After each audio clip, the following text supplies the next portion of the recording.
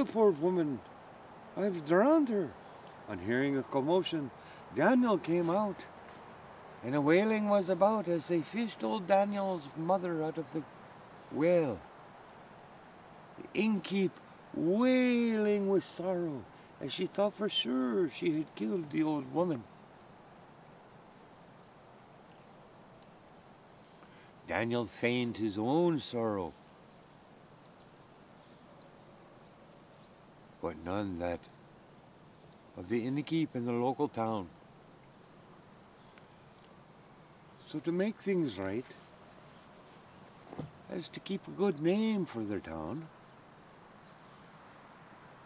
they put together a fine burial for the old woman. Came up with a collection, and again filled Daniel's hat with silver.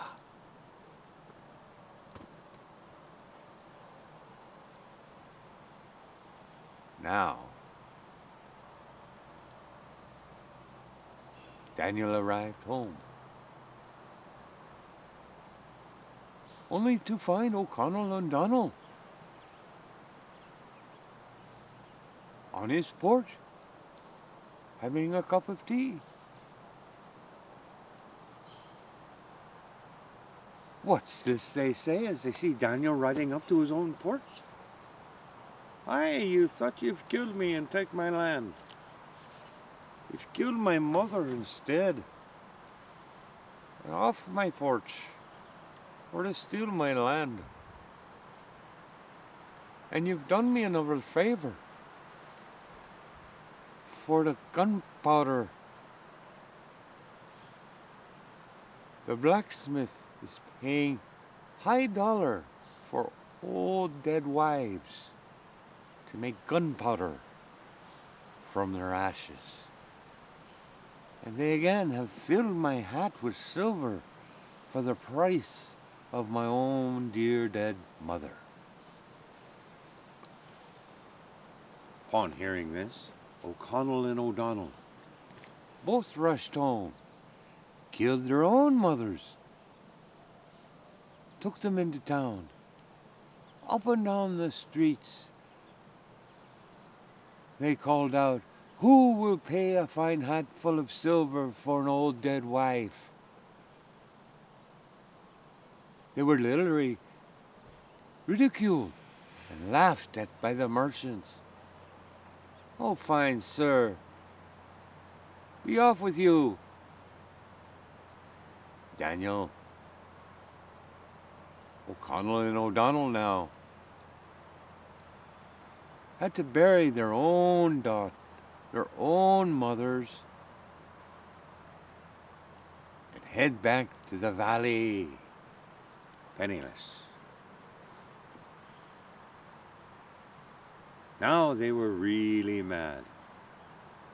They went straight to Daniel's house, clobbered him on the head, threw him in a sack, tied the sack up, off to the river. They were going to throw Daniel into the deepest part, drown him and be done.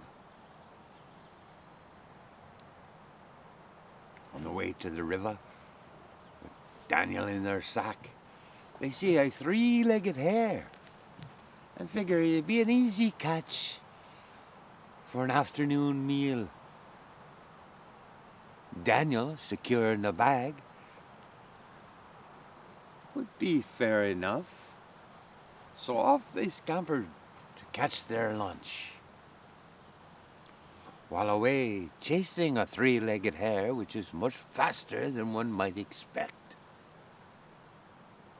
along came a drover, 20 head of cattle,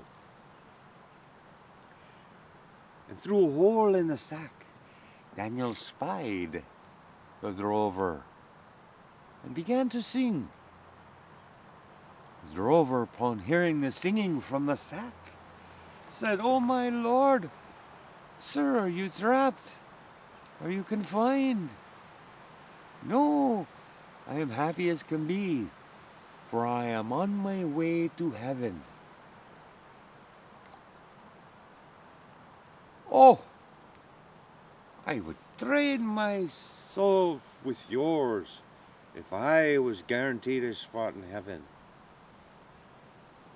May you trade me, sir, so I may be guaranteed a spot in heaven. I have no coin, but I have 20 head of fine cattle. May be yours if you allow me to take your spot in the sack. So straight away, Daniel jumped out of the sack. The drover went in. He tied him in. Back to home, Daniel went with his new herd of cattle. O'Connell and O'Donnell cut their hair, came back, grabbed the sack, took it to the deepest part of the river and cast the sack into the river and watched the bubbles arise from the sinking sack. And they had figured, we are done with Daniel now and we will have his land.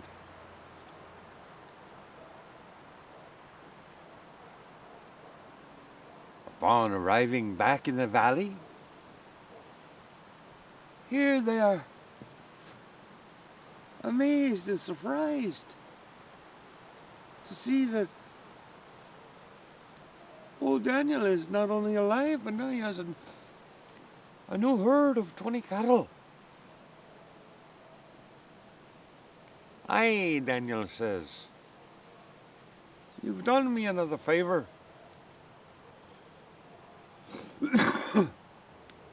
For the hole in the river that you threw me in, at the bottom, there's a cave. When I came up in the cave for air, there's a field with more cattle than a man could handle. I myself could only handle these 20. But there are plenty more cattle down there. For he that is brave enough to dive to the bottom of the river and find the cave.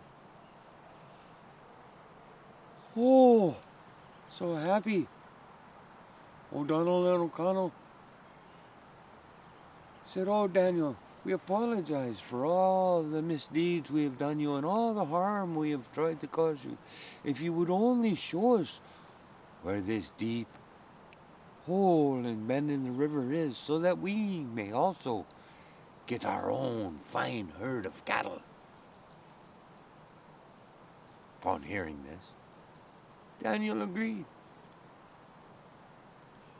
Took him down along the river to a big, deep, dark bend. I could no longer see the bottom. It was all black, dark. Daniel picked up a stone, tossed it in the river. Loop. There is the spot where you must dive straight down, find the cave, the cattle will be yours. No sooner than the rocket hit the water, O'Connell and O'Donnell both dove in and were never seen again.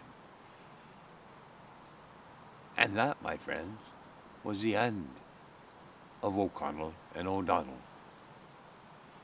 The moral to be had here? Something about greedy neighbors?